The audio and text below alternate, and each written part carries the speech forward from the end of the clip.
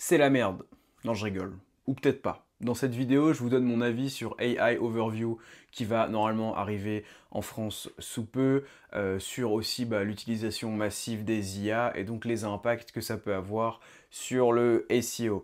Je vous rassure, si vous m'avez déjà entendu en fait parler de ce sujet-là, je vais amener ici des éléments supplémentaires, c'est des réflexions. En fait, globalement, ma réflexion évolue tous les jours, toutes les semaines plutôt, en fonction de ce que je teste et des recherches que je fais de mon côté. Donc très simplement, pour moi, le premier point, c'est que si vous faites du SEO informationnel, vous êtes mort. Ça, c'est clair et net, il n'y a pas vraiment de débat là-dessus. On a d'ailleurs des statistiques sur des médias américains qui ont perdu 50% de trafic, etc. Parce que tout simplement, les gens ne recherchent plus de l'information sur Google, en tout cas plus de manière traditionnelle.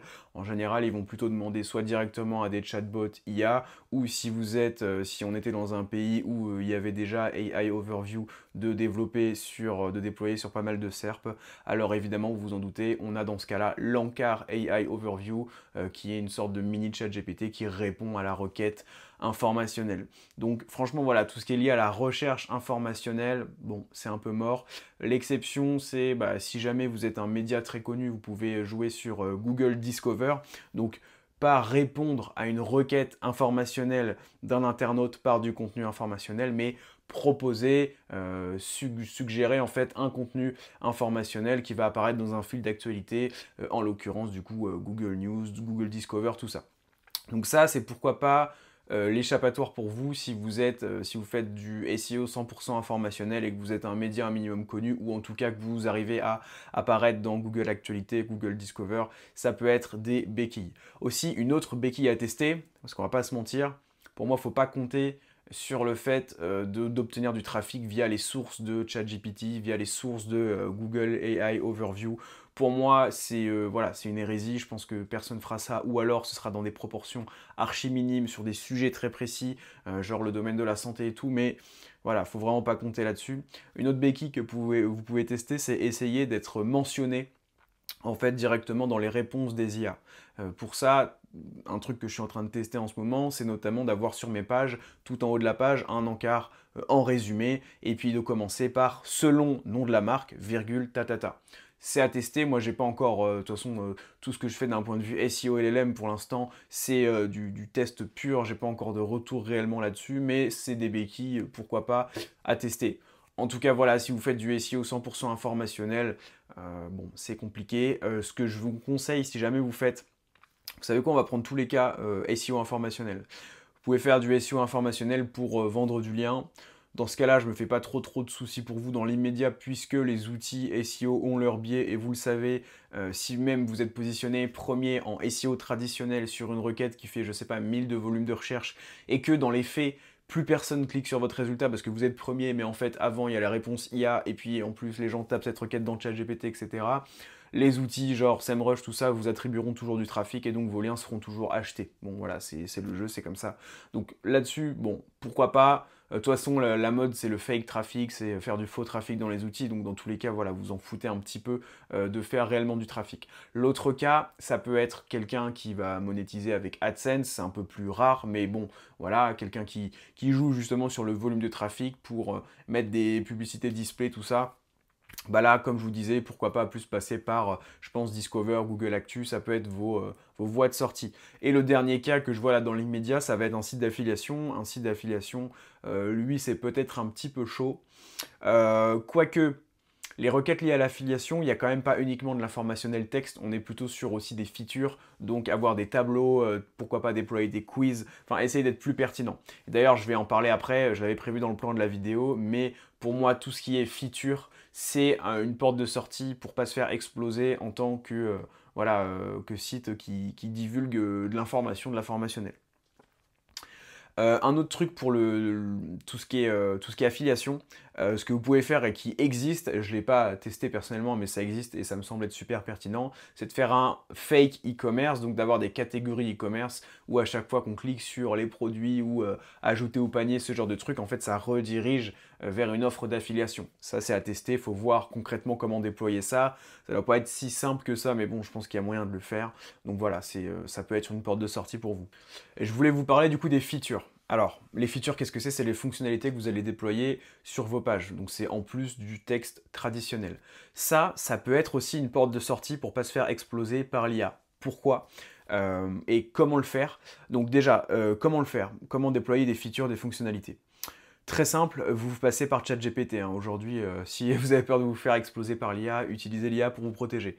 Vous utilisez ChatGPT et vous dites voilà, concrètement, ça c'est ma page, vous lui envoyez voilà, le texte typiquement, quelle fonctionnalité je pourrais déployer. Donc soit vous lui demandez directement, et il va vous dire voilà, ça pourrait permettre d'augmenter le temps de session, ta.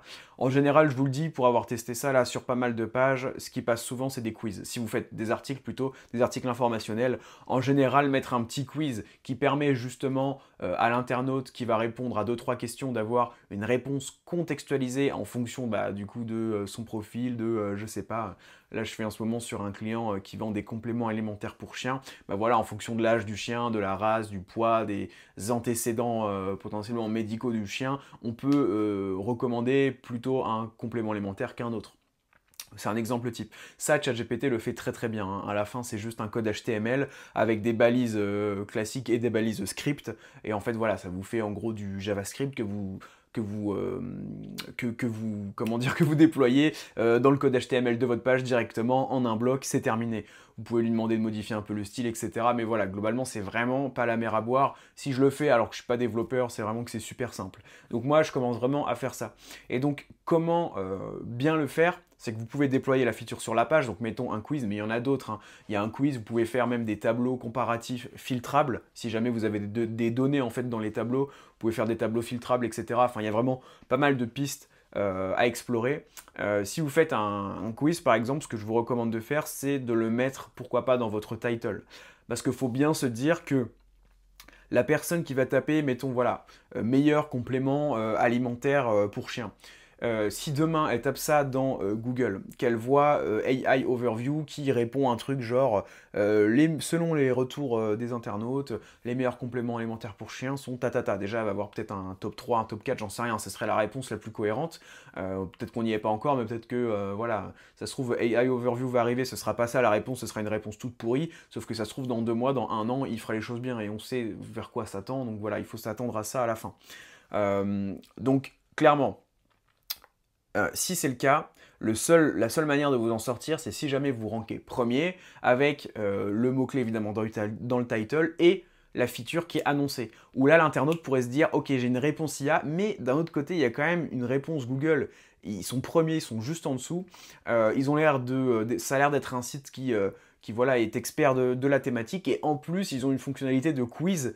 Voilà, donc je me dis, si c'est un expert qui a en plus fait un quiz exprès pour répondre à mon intention, j'ai une réponse personnalisée selon mon contexte, j'ai une réponse d'expert, donc peut-être que voilà, c'est un humain expert et que je vais plus lui faire confiance que directement à ChatGPT qui se base sur plein de sources et on ne sait pas trop lesquelles. Voilà, je pense que c'est le moyen de s'en sortir, c'est trafic informationnel avec feature qui, si possible, apporte une réponse contextualisée, donc quiz en réalité, souvent c'est ça, ou un test en ligne ou un truc. D'ailleurs, ça peut vous permettre de récupérer des emails au passage, hein, de faire un lead magnet où vous dites, voilà, vous recevrez laissez votre mail et vous recevez la réponse. Ça peut être très cool. Donc voilà, ça c'était un peu si vous faites du SEO 100% informationnel. On va passer aux autres catégories. Si vous êtes un e-commerce maintenant, donc une belle marque ou tout simplement du dropshipping, qui peut être aussi d'ailleurs une belle marque, hein, on sait qu'aujourd'hui en plus c'est important en SEO, là vous n'avez pas trop de soucis à vous faire dans l'immédiat.